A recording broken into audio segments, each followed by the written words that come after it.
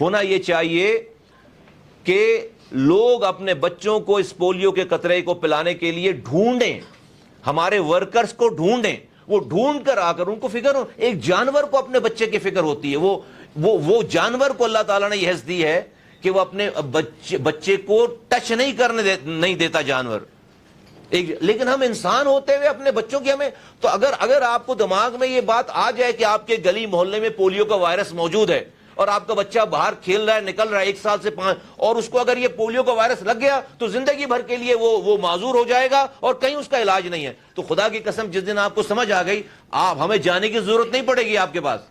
آپ ڈھونڈیں گے کہ آؤ کہاں ہے، کس جگہ ہے، آپ سفر کر کے جائیں گے اور جا کر یہ پولیو کے قطرے پلائیں گے. دیکھیں جی، میں بہت ایمانداری سے کہتا ہوں، یہ جو ذمہ داریاں ہوتی ہیں نا، یہ منسٹری اور یہ عہدے، یہ سارے بیٹھے ہوئے، سیکرٹری صاحب بیٹھے ہوئے، بیوروکریسی کے ہیں، کیپٹن انوار صاحب بیٹھے ہوئے اور تمام لوگ، یہ اس کی اکاؤنٹیبلٹی ہے یہاں بھی اور آخرت میں بھی.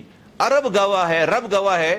ہمارے پاس رزلٹ کی ذمہ داری نہیں ہے، ہمارے پاس، ہم کوشش کے مکلف ہیں، ہمارے پاس کوشش کی ذمہ داری ہے.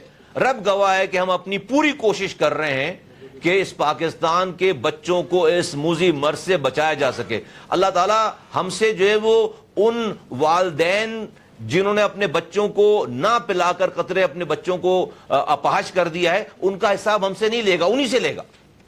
ان کی جواب دہی ہم سے نہیں کرے گا. ہماری کوشش اللہ تعالیٰ دیکھ رہا ہے اور رب جانتا ہے کہ ہم نیک نیتی کے ساتھ، یہ پورا پاکستان، لاکھوں لوگ شہید ہو گئے اس چکر میں،